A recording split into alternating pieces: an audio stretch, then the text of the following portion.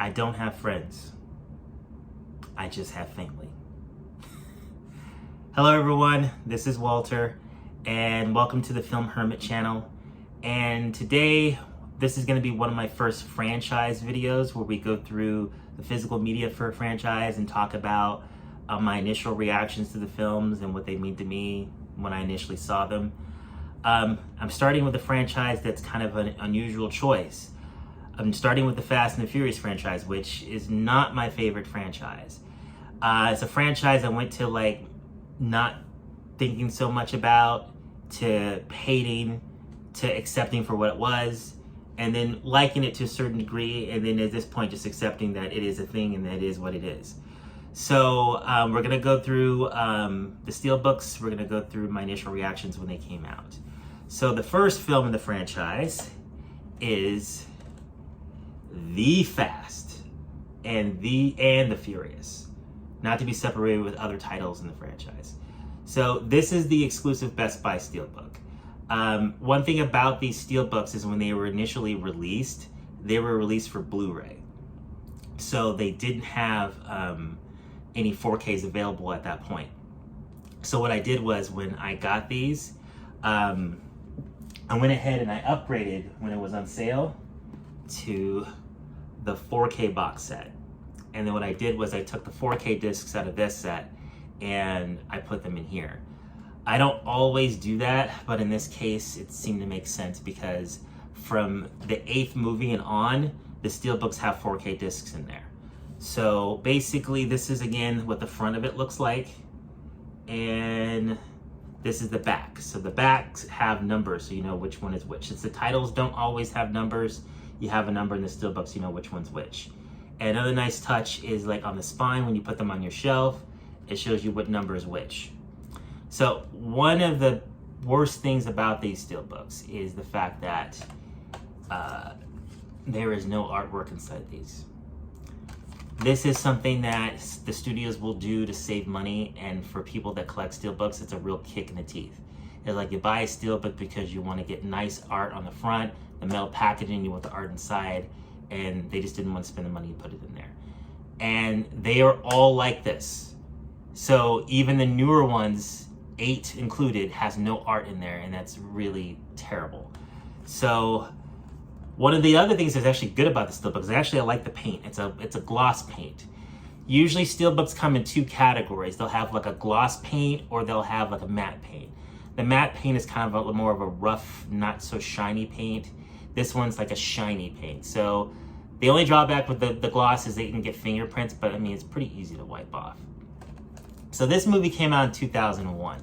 And when I saw it in theaters, I really wasn't all that impressed by it. One thing that stood out to me was I felt I'd seen the movie before. This movie is identical to a film, and I wish I grabbed a copy of it because I do have it. It's one of my favorites. Point Break. Point Break with Keanu Reeves and Patrick Swayze. In so many ways, it's almost the exact same movie. The only difference is they switched out the surfing in Point Break for cars in Fast and the Furious. They switched out bank robberies to stealing high-end DVD players. Yes, the plot of this film basically is they steal DVD players. So one thing I'm gonna do is when I talk about these movies, I'm probably gonna give spoilers. I mean, a lot of these movies are 20 years old at this point.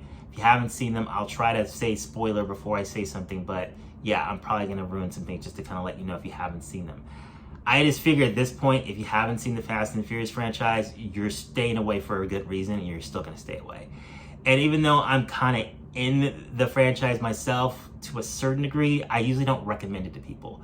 I had a coworker the other day that when the 9th film was announced, he was just like, I just want them to stop making these movies. And I just laughed because I used to be at that point, but I'm just I gave up on it. It's fine. I get some entertainment out of them.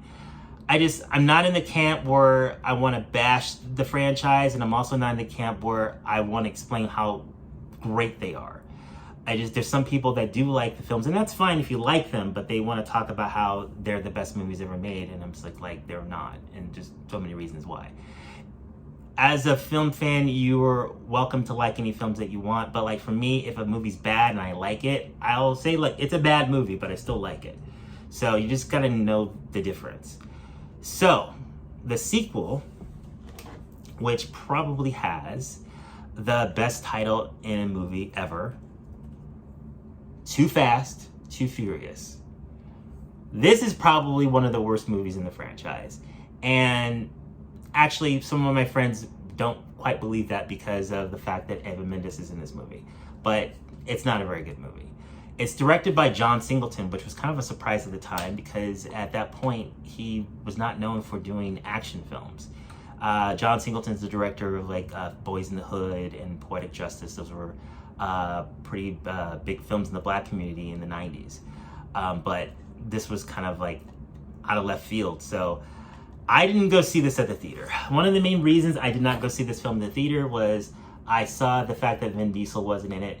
And it's not that I'm a huge Vin Diesel fan, it's that usually when they make a sequel for a movie and certain cast members don't come back, that's usually a sign that like that franchise is really not going anywhere, and I just lost interest. But I did watch it on DVD, and I got some mild entertainment out of it. It's kind of silly. Tyrese is in it. This is the first time that he appeared in the movies. His character's name is Roman. I brought that up because it's going to be important later. There's a lot of people online that are doing analysis of the Roman character, and they feel that Roman is not the same person he was when he was in this film. And I just don't think the Fast and the Furious movies demand the analysis of character like other movies. And I'm not trying to be a film snob, I'm just saying that like I don't see it and I don't really see the point. This is the back for 2, and there's a spine for 2. So the first film, they are stealing DVD players, and Paul Walker character is a undercover police officer.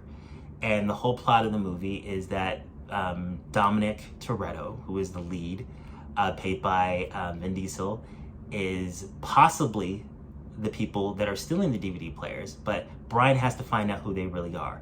And no one knows that Brian is a cop. Kind of like Point Break, where Patrick Swayze's character is possibly the person that's stealing and robbing the banks, but Keanu Reeves is an FBI agent and they don't know he's an FBI agent.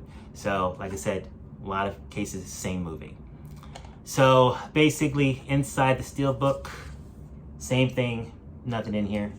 And again, the color does match very well with the blue on the outside of the Steelbook. So again, the color scheme, I think this is really good. I liked how they got some of the images from the original poster and they color-coded each film in the franchise. So that's pretty cool. So one thing to point out is that this year is the 20th anniversary of the first Fast and the Furious. So they came out with a 20th anniversary edition of the movie on Steelbook. And I looked at it and was like, I don't care. But I ended up winning a prize, and I had some extra funds from the prize I won. So I'm like, you know what? It'll look good in the game room. Movie room. It's not the game room. And this is the special edition. I'm not going to open this. I'm probably just going to put this on display with the rest of the Steelbooks and keep it sealed. One of the key things with this one is that it actually does have art on the inside of the Steelbook. So that is the front of it there. Best Buy exclusive 20th anniversary. It's got a picture of Paul Walker, and it's got a picture of Vin Diesel in the front, and it's got the description of the disc and films in the back. So I didn't go over the second movie. The second movie, the plot, if I can remember it, basically Paul Walker is now a criminal, even though he was a cop in the first movie. He enlists Tyrese so that basically they can bust a drug dealer in order for him to not be a criminal anymore. Eva Mendes is a cop, but they don't know if she's actually turned. And it's just, that's it. It's not really much to the plot to really go in deep analysis about. Like I said, I think it's probably the weakest of the franchise. The movies get better when we go from there. On my next video, I'm going to go over the Steelbooks for the third film, the fourth film, and you'll see how the franchise started to change from there. So thank you for viewing, and you all have a fantastic day.